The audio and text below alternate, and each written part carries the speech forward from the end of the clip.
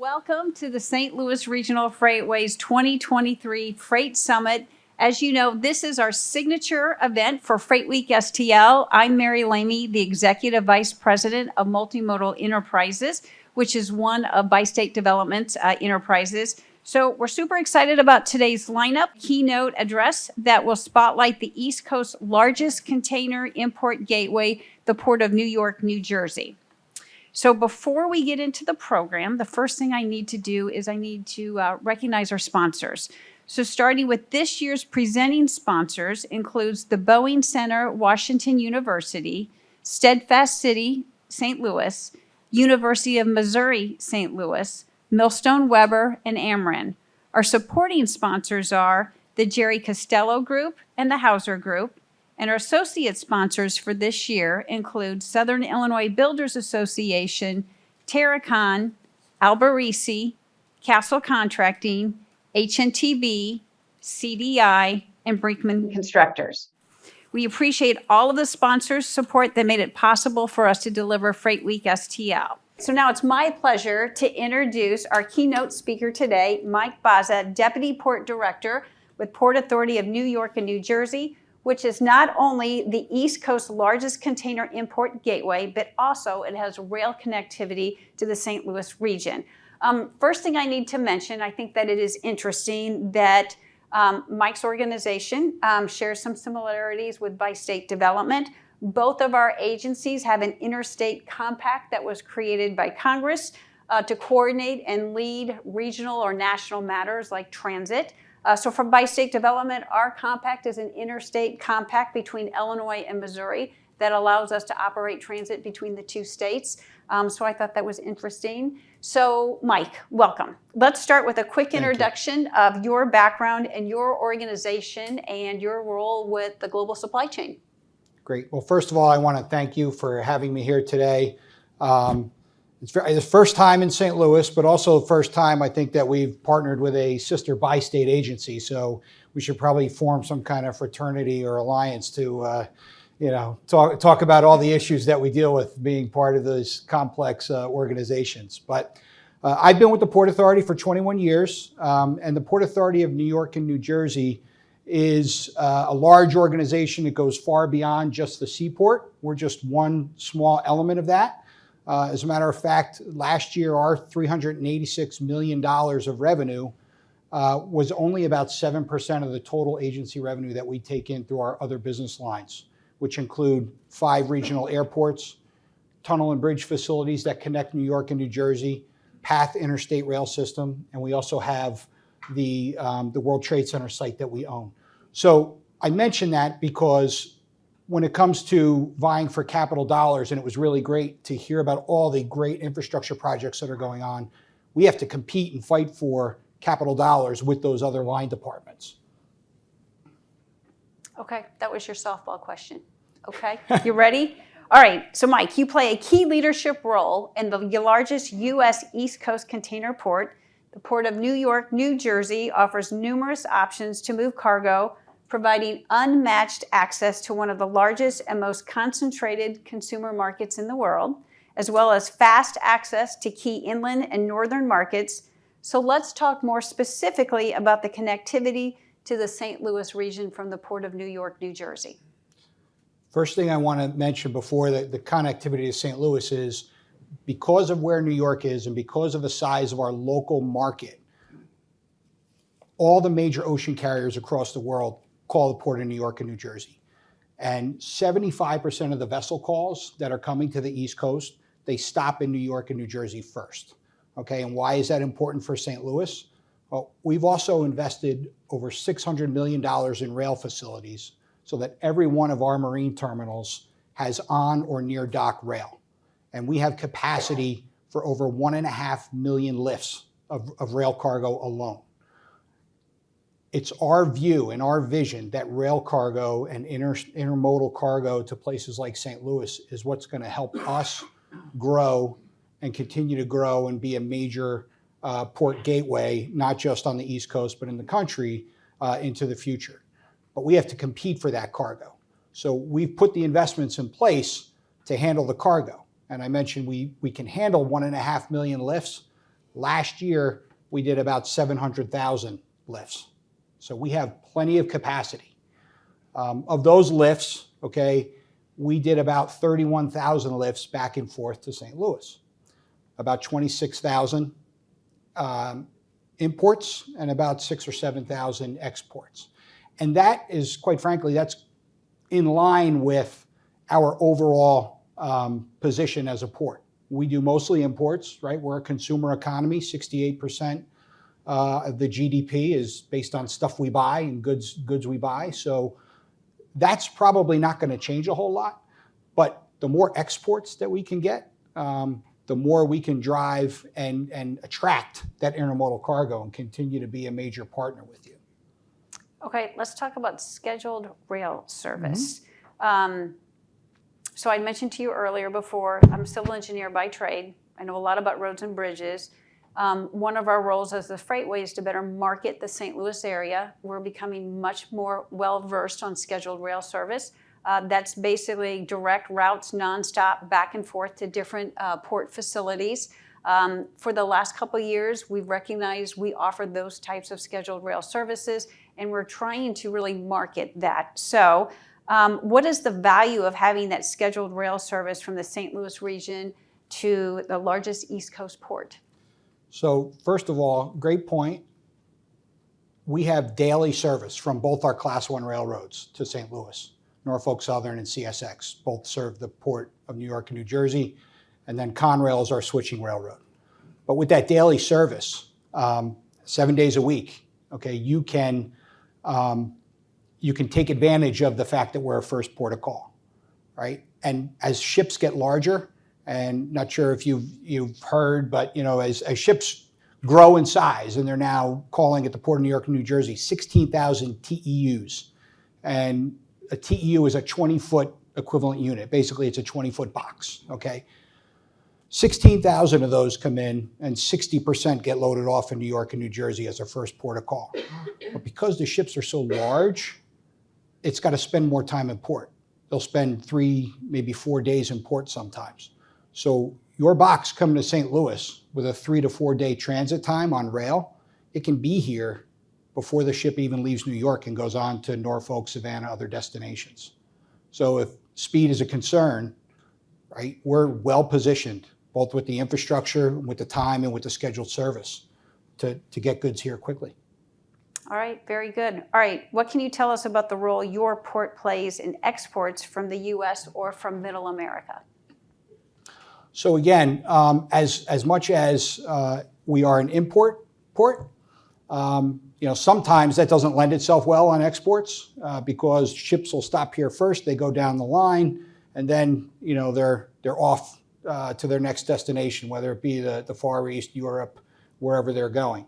However, we also have certain vessels, services that do double calls. So they'll start at New York, they'll go down the coast, and then they'll end at New York. And so again, from the export standpoint, you can be that last port of call heading back to Europe, heading back to Asia.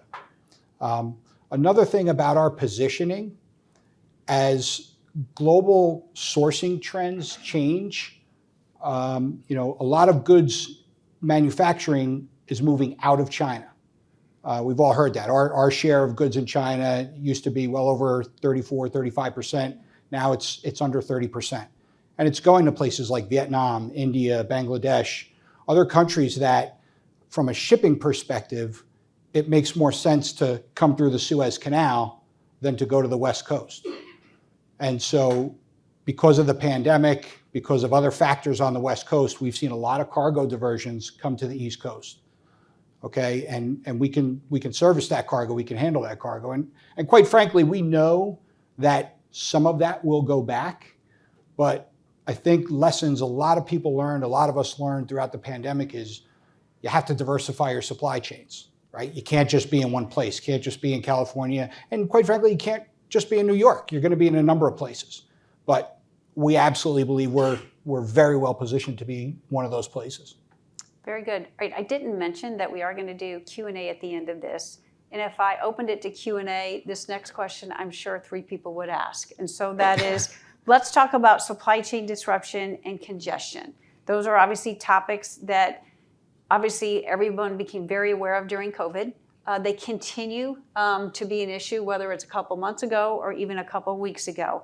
For the St. Louis region, you heard about what our role is and what we're trying to do as far as supporting that supply chain and planning for the future, and that focuses on infrastructure investment. What are your thoughts on supply chain issues, and how is your port helping to address those issues? Great question, and I guess the softball questions are definitely over. We look at the supply chain as a pipe, right? And where it's sourced and the shipping lines, the pipe is very wide, right? And as you go to the port, to the warehouse, well, the truck, the rail, the warehouse, out to the last mile, that pipe gets thinner and thinner and thinner. And it's like at the end, it's kind of like the pipe underneath your sink in your house, right?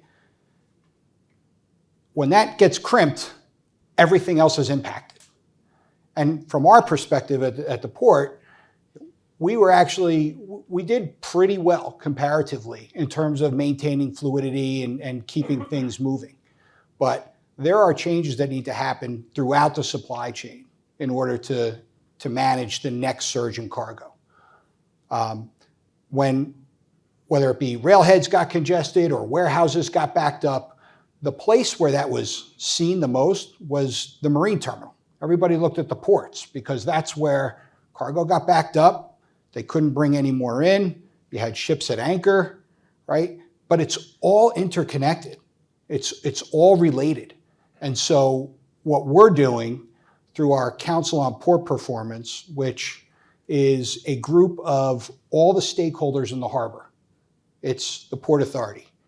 And by the way, we're a landlord port, so we don't control a lot of the operations directly, but we invest in much of the common infrastructure, the berths, the wharves, the roadways, the rail, as I mentioned. We're also a facilitator. So our Council on Port Performance, we created back in 2014 to deal with congestion that was happening then. And again, it's the Port Authority, it's the marine terminal operators, government, truckers, railroads, warehouse owners. We brought all these parties together to, at first during the pandemic, find PPE for the longshoremen so they could continue to work, and they did. We never closed a day throughout the pandemic. After that, when cargo snapped back in July, and we had this huge upswing in cargo, that group worked together to start to problem solve some of the congestion issues we were seeing. And again, we didn't come up with grandiose solutions for all these things, but we had the right people at the table. The business relationships were already established. And so they were able to collaborate and work effectively to try to find solutions to a lot of these issues. And so what that group is doing now, that things have slowed down a little bit, and hopefully they come back very soon, what they're doing now is they're focusing on that far end of the supply chain, trying to identify the warehouse distribution owners. We're working with the railroads, right, to try to open up new avenues. So we want to widen the pipe at that far end, to get back to the analogy I was using before, so that if it's all the same width, things will flow much more freely. All right, very good. All right, anything else our audience should know, or any final comments? Just a couple things I want to touch on. I think it's important for all of us. Environmental sustainability is a huge mission of ours. So as we continue to work towards trying to handle all this cargo, the Port Authority has very aggressive goals to be zero emissions by 2050. And so we're trying to find solutions in the trucking industry, right? Battery operated trucks, cargo equipment, which quite frankly, technology is not there yet, but we're looking to pilot those programs and find innovative solutions to do that. But that's something, again, getting back to the big Port Authority, agency-wide, we're looking at, so we have a business to run, and it's extremely important, but we don't forget about environmental sustainability and also our relationships with our communities that we operate in. All right, very good. Okay, for our audience today, any questions for Mike? You mentioned the next surge in cargo, and I know you don't have a crystal ball, but there have been a lot of news stories lately about the completion of destocking of inventories around the country, and I'm curious of your perspective on how complete is that part of the cycle and the supply chain, and when is the next surge coming? So maybe surge wasn't the right word to use. I think there's been a return to normalcy. The metrics that we track in terms of cargo volumes and other metrics are reverting back to pre-pandemic 2019 type of growth. And that's sustainable, right? What we experienced over the last 3 years wasn't sustainable for anybody. In terms of the, where inventories are, I think at the beginning of the year, we were hearing a lot. People expected second half, things would pick up and start to normalize. Just last week, though, we were looking at some metrics on inventories, and it appears that inventories are actually still pretty high. And that rundown of existing inventories could actually lag a little bit and maybe into later in the third quarter before import volumes start to pick up again. People appear to still be buying. They're buying goods, but the inventories are still high, so there's not a need yet to backstock those. Curious about how closely you're working with the other coastal ports primarily, but certainly inland ports as well, in terms of making sure that cargo continues to move. So we compete with the coastal ports, and because we compete, we have to be careful. We can't talk about fees. It's all about Federal Maritime Commission. Where we collaborate with the other ports are on things that impact the whole industry, legislation. Again, some of the OSRA and OSRA 2.0 that are out there. We coordinate with them mostly through the American Association of Port Authorities, right, to put our position forward. But unlike any other department in our Port of New York and New Jersey, I'm competing with Norfolk for cargo, for your cargo. I'm competing with Savannah for your cargo. So, it's a fine line. And actually, to build upon that, because of the collaboration that you do have with the other ports, that's how I was introduced to Beth Ann Rooney, the director with the Port Authority. There was an event hosted here in St. Louis in December where a number of the major East and West Coast ports actually met here in this room, and it was a collaboration as far as technology and containerized cargo visibility during transit. There's an effort as far as trying to launch a supply chain information highway for that. And so that's an example of where you all work very closely together, but obviously there's a fine line as far as things that you can talk about and things that you can't. Correct. And environmental sustainability would be another one of those buckets where we would collaborate with other ports. Can you talk about, without breaking any confidential, about make sure the cargo, what's been done since 9/11 to guarantee the security and safety, I guess, in and out of the port? It's a great question. And a lot of people, right, we don't think about it anymore. You can't physically inspect every box that came into the U.S., right? We did 9.5 million TEUs last year, which we did a master plan a few years back. We didn't expect to see that cargo until 2030. It's physically impossible to inspect every single one of those.